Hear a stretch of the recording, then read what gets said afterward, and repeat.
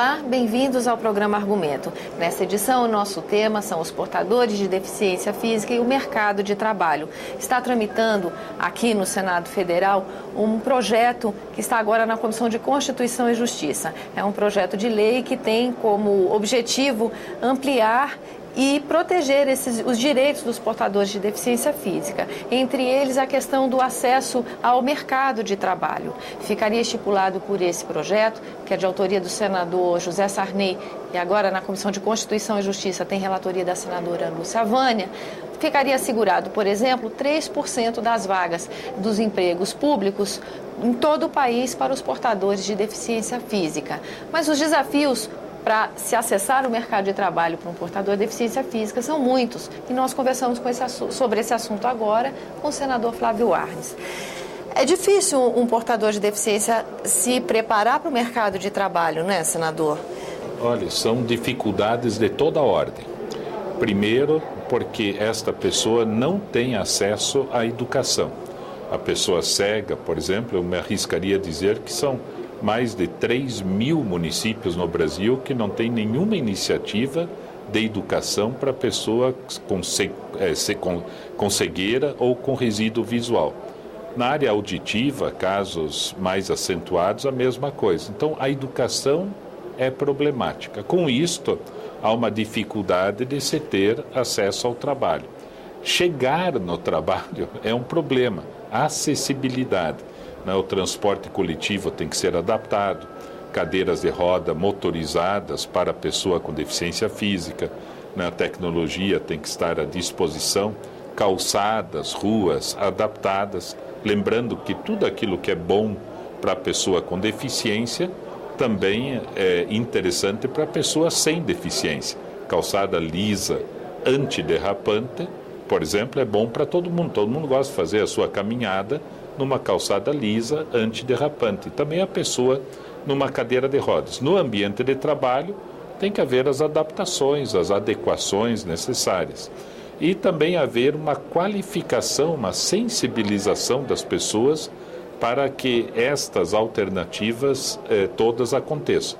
Porém, Tânia, eu só quero dizer que, vamos dizer, são problemas, ou melhor dizendo, são grandes desafios, mas, ao mesmo tempo, temos tido avanços importantes, com a participação de vários setores da sociedade. Era aí que eu queria chegar. Aqui mesmo no Senado, na abertura eu citei esse projeto do senador José Sarney, mas essa não é a única iniciativa da Casa, nem a primeira, em relação a esse tema, né, senador? Por exemplo, no projeto do senador José Sarney, nós estávamos conversando antes da gravação, alguns dos temas que estão ali previstos, na verdade, estão previstos também já em legislação produzida por essa Casa, não é? Eu penso assim que o grande desafio no Brasil, na área social, é fazer com que a lei seja cumprida.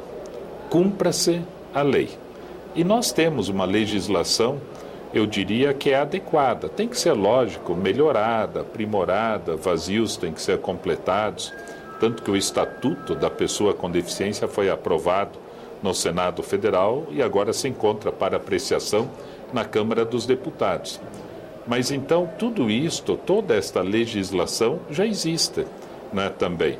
E o Ministério Público do Trabalho tem sido muito eficiente nisso. Por exemplo, reserva de vagas em concursos públicos. Tem que ser no mínimo 5% e no máximo 20% das vagas do concurso. No Estatuto nós mudamos para que seja pelo menos 5% dos cargos todos, dos empregos todos. Isso significa que para numa empresa pública você completar o quadro de pessoas com deficiência, você terá que prever talvez 20%, 30%, 40% num concurso para que aquelas vagas sejam ocupadas.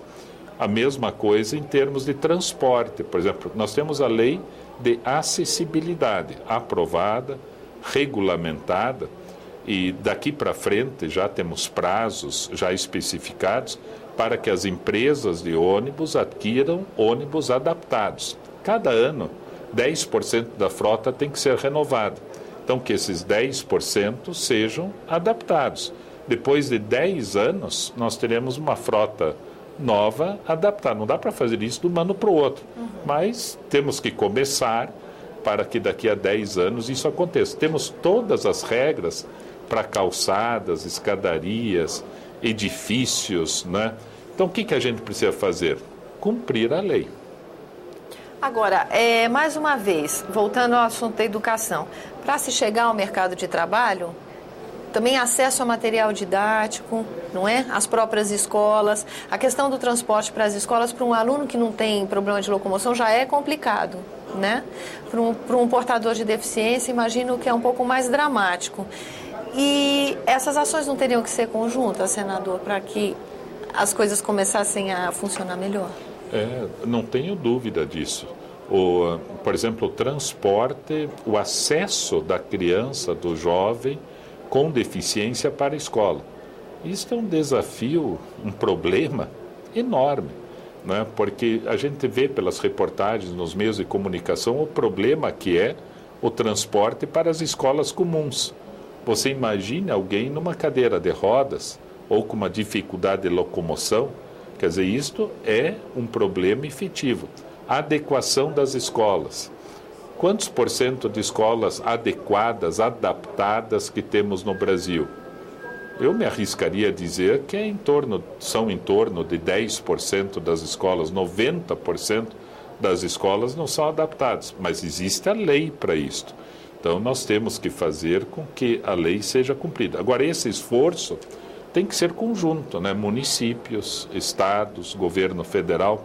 Para você pegar o dado do IBGE, 25% dos chefes de família, mais ou menos 25%, que têm alguma deficiência visual, auditiva, física, tal, eles não têm qualquer escolaridade.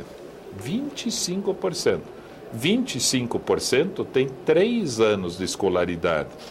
E outros 25%, 7 anos de escolaridade.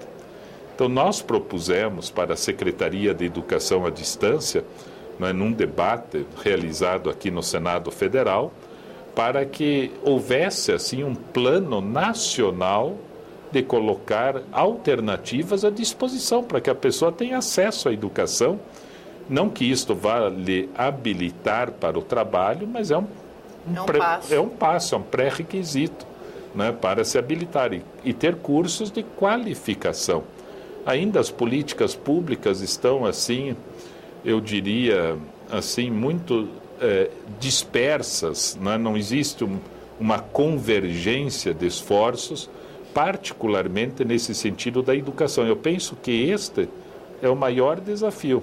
Mas eu quero até lembrar, Tânia, desculpa até estar falando tanto, né? Não, imagina. Mas só nunca nos esquecemos das pessoas com deficiência que têm uma necessidade mais acentuada, né? Por exemplo, pessoas com deficiência que a gente chamava mental, intelectual, autismo, distúrbio de comportamento, deficiências múltiplas, né? Quer dizer, são surdo-cego, criança surda-cega, né? E para certos casos de paralisia cerebral, transtornos globais de desenvolvimento, uma parcela significativa da população que está à margem, seja de reserva de vagas em concurso público, porque não conseguem se habilitar, e nem no sistema de cotas.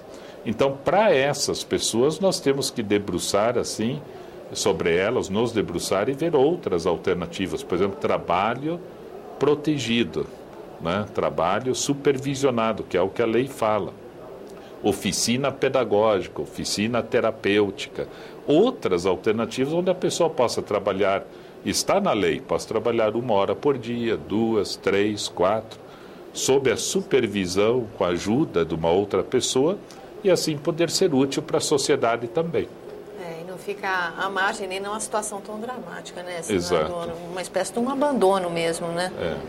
Agora, com relação ao ensino à distância, o senhor estava falando dessa audiência pública, os participantes foram sensíveis a essa questão? Há a possibilidade de que isso passe a ser um recurso para essas pessoas? Porque hoje em dia, felizmente, nós temos a tecnologia à disposição. Para a pessoa cega, nós temos facilmente, né, tipos ampliados para a pessoa com resíduo visual ou escrita em braille, né? Também, ou utilização de recursos do computador. Para pessoa surda, nós temos a Libras, Língua Brasileira de Sinais, temos também a alternativa de tipos impressos na televisão para acompanhamento. Então, nós dissemos, para a população com deficiência, o desafio não é essa população ter acesso à faculdade, também é um desafio, mas principalmente ter acesso ao ensino fundamental e ao ensino médio. Porque, como eu disse, praticamente 75% da população não tem o ensino fundamental. Isso que tem que ser a preocupação, eu diria, intensa do Ministério da Educação. Então, como que nós vamos fazer com que a educação chegue a esse 1 milhão, 2 milhões, 3 milhões de pessoas? A ferramenta, o instrumento da educação à distância, com programas especificamente direcionados para essas pessoas, é uma alternativa, eu diria, muito boa. E as pessoas mostraram sensibilidade, vão atuar em cima disso, e a gente espera que, como eu disse também na audiência pública, vão fazer uma revolução nessa área, que esse contingente enorme de pessoas tenha acesso à educação através da modalidade à distância. Tá certo, senador. Eu agradeço a sua presença aqui no programa Argumento. Obrigado. E a você que nos acompanha, também muito obrigada pela atenção. Nós estivemos conversando com o senador Flávio Arnes, que é presidente da Comissão de Educação aqui do Senado Federal, sobre os desafios da inserção no mercado de trabalho das pessoas portadoras de deficiência física. Um desafio que começa, na verdade, na educação. Eu sou Tânia Horman, falando para a TV Senado, as rádios conveniadas à Rádio Senado. E se você quiser falar conosco, por favor, nos escreva para www.senado.gov.br/TV. Continue conosco.